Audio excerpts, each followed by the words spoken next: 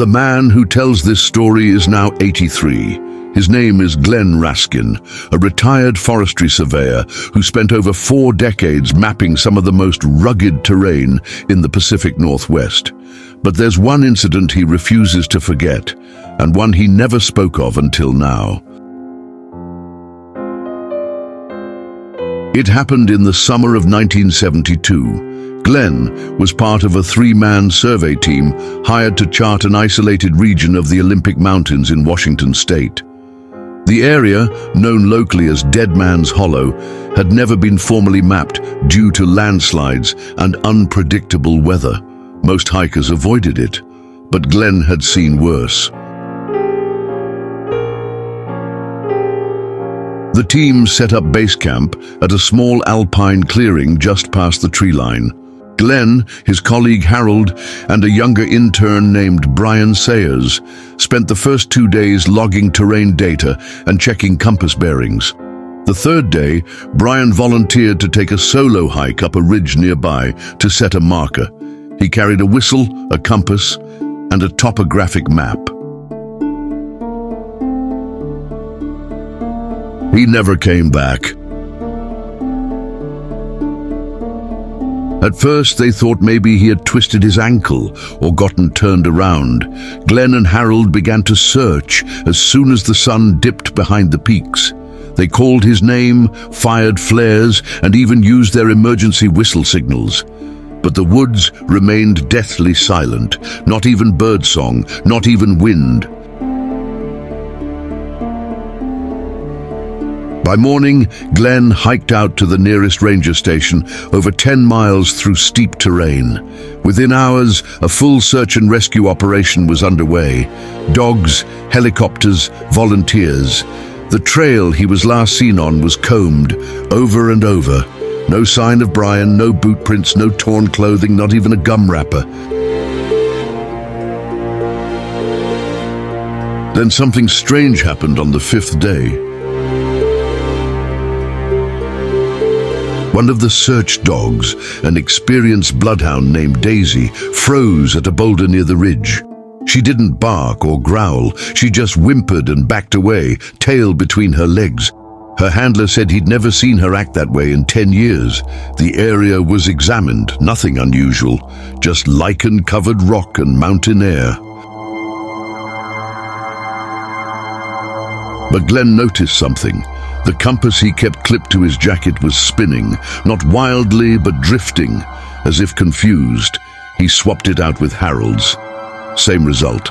The magnetic field in that patch of land was off. And then came the footprint, not Brian's, much smaller, barefoot, a single print pressed deep into soft soil, beneath a pine tree where no one had searched yet. It looked wrong, like a child's footprint, but distorted, too long, toes that curled unnaturally. It vanished into the moss with no trail before or after it. Glenn didn't tell the others about the footprint, not right away. Something about it made his skin crawl, like he had seen something he wasn't supposed to. He snapped a photo with his field camera and marked the location on his map. But when he returned the next day, it was gone. The moss had grown back, no indentations, as if the ground had healed. By day 8, the rescue teams began to pull back. No one wanted to say it out loud, but everyone knew what it meant. Brian wasn't coming back. Not in one piece, anyway. A ranger told Glenn quietly, "We've lost 4 hikers in this sector in the past 20 years. Same pattern, they just vanish." Glenn stayed an extra day, alone. He couldn't explain why. It felt like unfinished business. That night, while sitting by the dying embers of his fire, he heard something. Not a rustle, not a twig snapping, a hum, a low metallic hum, like electricity vibrating through the trees. And then came the whistle. It was Brian's whistle signal, 3 short bursts. The same one they had practiced. Glenn grabbed his flashlight and stood, heart pounding. "Brian!" he called. Nothing. Then, again, 3 short bursts, but this time from a different direction. He turned to follow it, stepping cautiously toward the sound. What he saw next still haunts him. Just beyond the brush, maybe 20 feet away, stood a figure, not quite human, not quite animal. It had the silhouette of a man, but its limbs were too thin, too long. Its skin looked like stretched bark, and where the face should have been, there was a blur, like static, and it was holding something in its hand. A GoPro, not from 1972, of course, but Glenn knew what it was years later when GoPros became popular. That object the figure held, it was sleek, black, blinking red, like it was recording. But GoPros didn't exist then, not even close. Glenn stumbled backward, fell over a root, and when he looked again, the figure was gone, vanished. No sound, no movement. The forest went silent again. Just that same unnatural stillness. The next morning, Glenn packed up camp and hiked out. He never spoke about it, never reported the footprint, never turned in the photo. He buried it in a box in his attic and tried to move on, but something changed in him, something he couldn't name. And then, a few decades later, he got a package. The return address was from Colorado, no name. Just a town Glenn didn't recognize. Inside was an old, rusted tin box, and inside the box, something that nearly made him drop it. It was the photo he'd taken, the footprint. A perfect copy, same timestamp, same film markings, but Glenn had burned the negatives. He remembered it clearly. He'd even thrown the ashes into the river behind his house. Yet, here it was, untouched.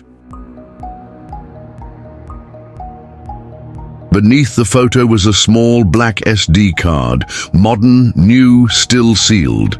Glenn, now nearly 80, didn't own a computer, so he brought it to his grandson. The kid plugged it in, curious. There was only one video file. It was shaky, handheld, first person, filmed at night.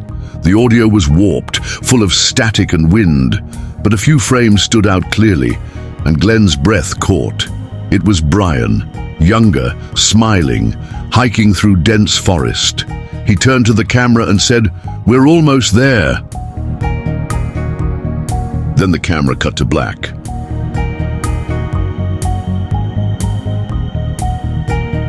Another clip started. Same forest, but the trees looked wrong, twisted, like they'd been melted and regrown. In the distance, figures moved between trunks, tall, thin, flickering in and out like poor reception on an old TV. Brian's voice returned, but distorted, looped. "We're almost there, we're almost there, we're almost there," over and over. Then, silence.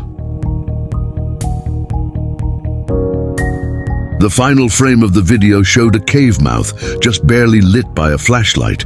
Hanging above it was a wooden sign, worn and rotted. "Welcome back." Glenn's grandson turned pale.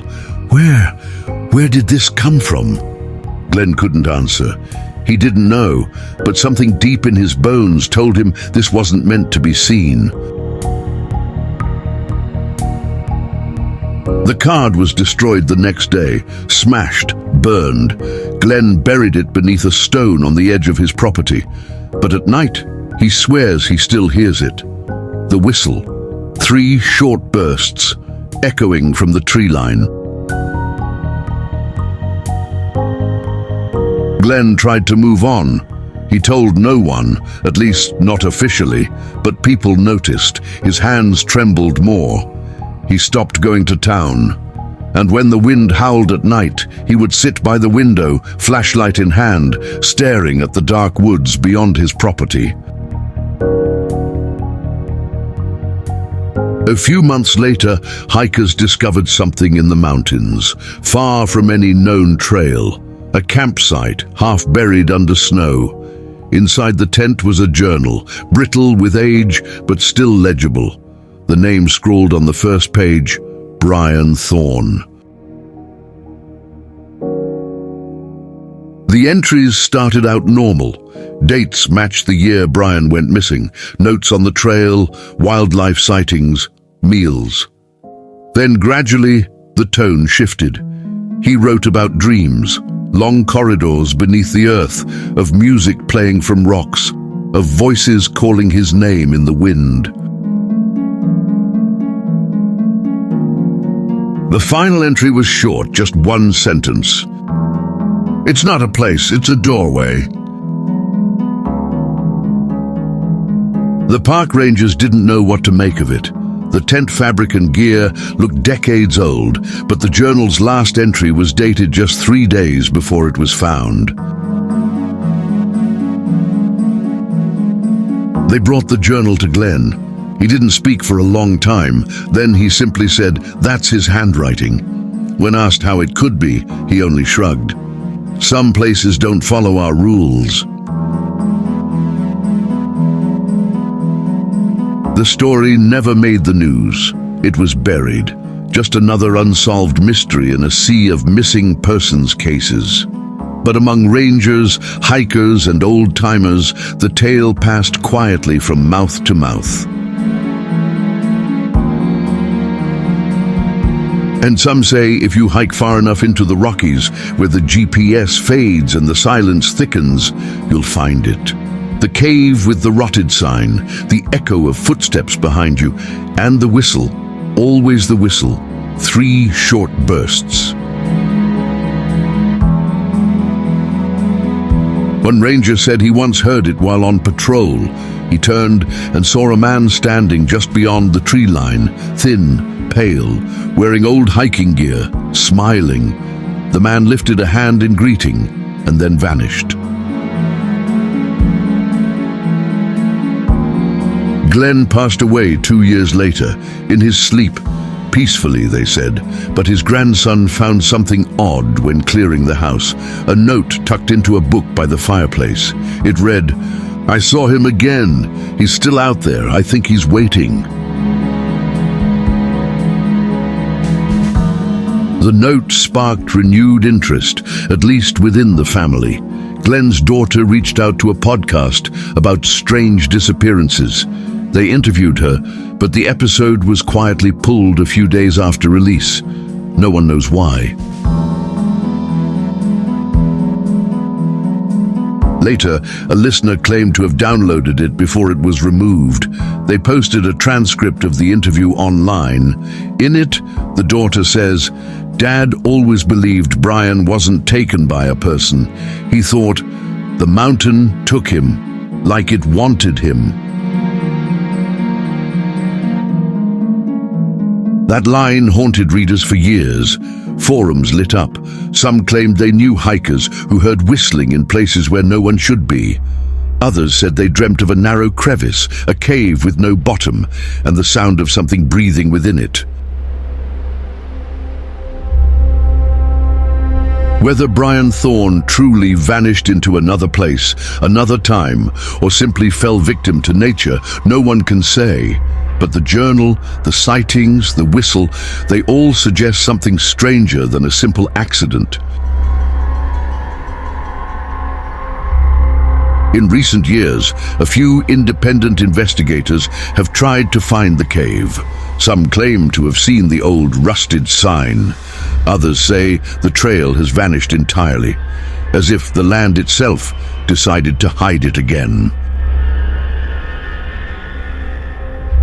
But legends have a way of surviving, especially in places where nature still holds power, where people disappear without a sound, where time folds in strange ways, where the rules don't apply.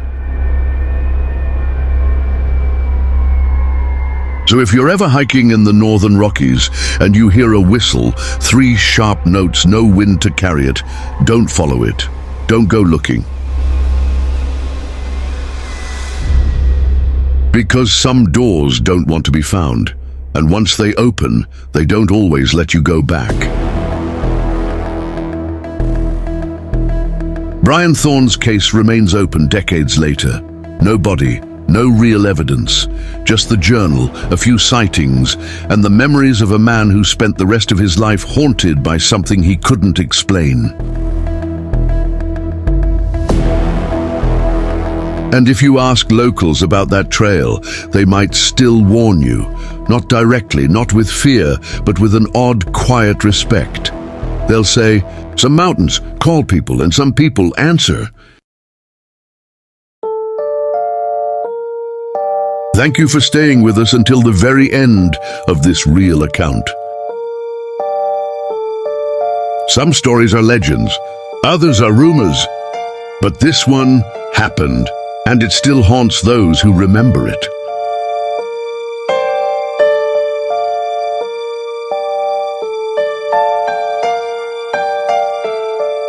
If this story moved you, or if it made you pause, please consider subscribing. It helps Sounds of the Unknown grow and continue to uncover stories that deserve to be heard. And if you think someone else should hear this, share the video. Real events like these fade unless we keep talking about them. At Sounds of the Unknown, we're not just telling stories, we're preserving them. More true accounts are coming soon. Until then, stay aware, stay respectful, and above all, stay human.